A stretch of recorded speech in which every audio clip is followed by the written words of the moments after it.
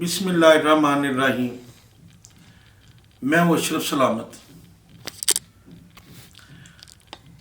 پاکستان میں، دنیا میں اگرچہ نشہ اور نشے کی تاریخ بہت پرانی ہے، لیکن پاکستان میں بھی پاکستان بننے کے بعد جو اس وقت کے رائج نشے تھے، اس میں ہم نے 80 کی دہائی میں بڑی تباہی دیکھی۔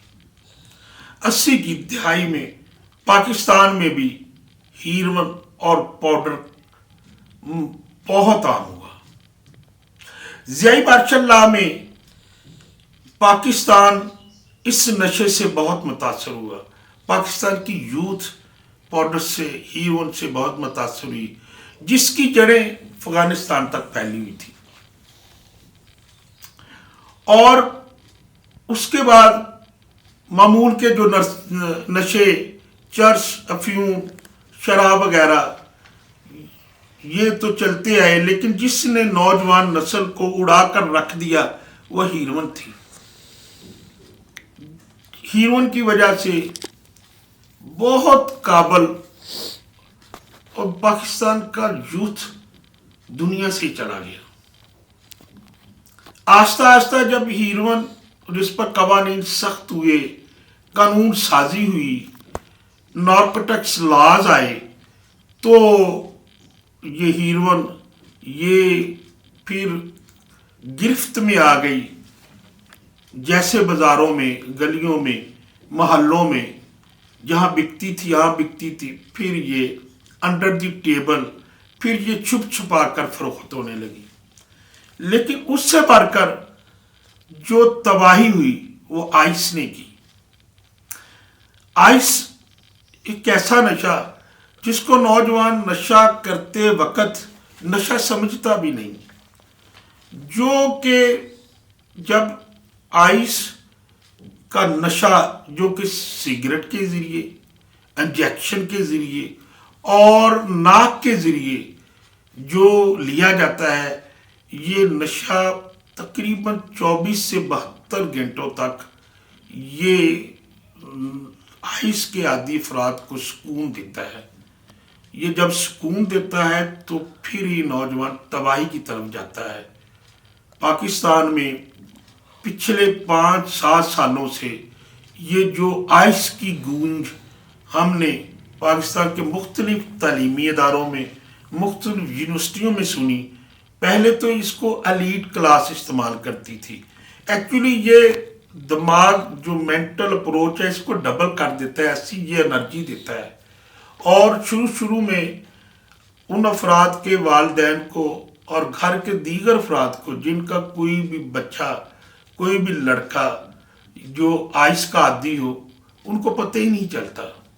اور جب ان کو پتہ چلتا ہے تو پھر یہ نشہ اس نشے کے عادی افراد پر اپنی جڑیں مضبوط کر چکا ہوتا ہے۔ لیکن سب سے قابل افسوس عمل اس میں یہ ہے کہ اب یہ ہمارے شہروں میں، گلی محلوں میں فروخت ہو رہا ہے۔ اگرچہ یہ نشہ کاسٹلی ہے، لیکن یہ اب ایسے بک رہا ہے جیسے بازار میں پھل اور سبزیاں فروخت ہوتی ہیں، اور اس پر کوئی گرفت نہیں۔ اور حالانکہ چاہیے تو ہم کو بطور پاکستانی نشاندہی کرنی چاہیے کہ ہمارے ارد گرد کون لوگ آئس کا نشہ فروخت کر رہے ہیں۔ حالانکہ پاکستان میں آئس کے حوالے سے اتنی پرانی نہیں ہے، یہ 6-7 سال سے ہی پاؤڈر، چرس اور فیون کی جگہ لے گئی، جو کہ انتہائی خطرناک ہے۔ اس پر انتہائی توجہ کی ضرورت ہے۔ آئس کا جو عادی فرد ہے وہ کوئی بھی قانونی حرکت کر سکتا ہے، وہ کوئی بھی ایکٹ کر سکتا ہے، حتیٰ کہ وہ کسی کا قتل بھی کر سکتا ہے۔ وہ آئس کا نشہ دماغ کے جو سسٹم ہے، نروس سسٹم ہے، اس کو اس طرح سے جکڑتا ہے کہ آئس کا جو عادی ہے وہ انتہائی خطرناک ہو جاتا ہے۔ اور اس کے لیے ضرورت صرف اس امر کی ہے کہ آئس فروخت کرنے والوں پر کڑی نظر کیسے رکھی جائے اور متعلقہ اداروں کو، قانون نافذ کرنے والے اداروں کو، ہائر اتھارٹی کو کیسے اطلاع دی جائے۔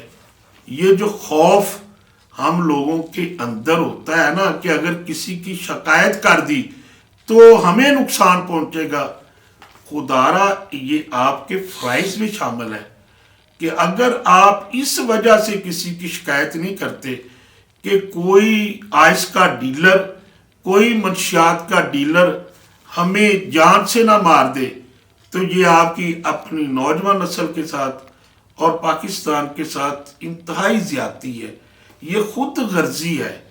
آئس جتنی تیزی سے پاکستان میں پھیل رہا ہے تو اور بالخصوص یہ تعلیمی اداروں میں پھیل رہا ہے، اس سے بڑھ کر یہ یونیورسٹیوں میں پھیل رہا ہے، اس سے بڑھ کر یہ ایلیٹ کلاس سے نچلے طبقے تک آ گئی ہے۔ اس کو روکنے کے لیے اس کو اکیلے پولیس اور دیگر کوئی ادارے نہیں روک سکتے۔ جس طریقے سے اگر آپ روکنا چاہیں آپ روک سکتے ہیں، قانون نافذ کرنے والے اداروں کے ساتھ تعاون کر کے یا خود ہی کسی بھی طریقے سے، کسی بھی سوشل اینگل سے آپ آئس کے ڈیلر کا، منشیات فروخت کرنے والے ڈیلر کا سوشل بائیکاٹ بھی کر سکتے ہیں، اس کو ہائی لائٹ بھی کر سکتے ہیں، یہ آپ کا فرض ہے۔ آئس نے اتنی تباہی پھیلا دی ہے کہ آپ جب آگ ہمارے گھر تک پہنچتی ہے تو پھر ہم اس کی مذمت کرتے ہیں۔ کوشش کریں کہ اس آئس سے بچا جائے، اور اگر کوئی آئس کا نشہ فروخت کر رہا ہے اس کی اطلاع دی جائے، اور اگر کوئی بندہ آئس کو پی رہا ہے تو اس کو کم از کم اس کے والدین کم از کم اس آئس جو آپ کا بچہ ہے اس کا علاج کرائیں، اس کو اس کی اطلاع کریں، اس کی تفتیش کریں، کیونکہ تباہی پھیر دیا اس نوجوان نسل نے۔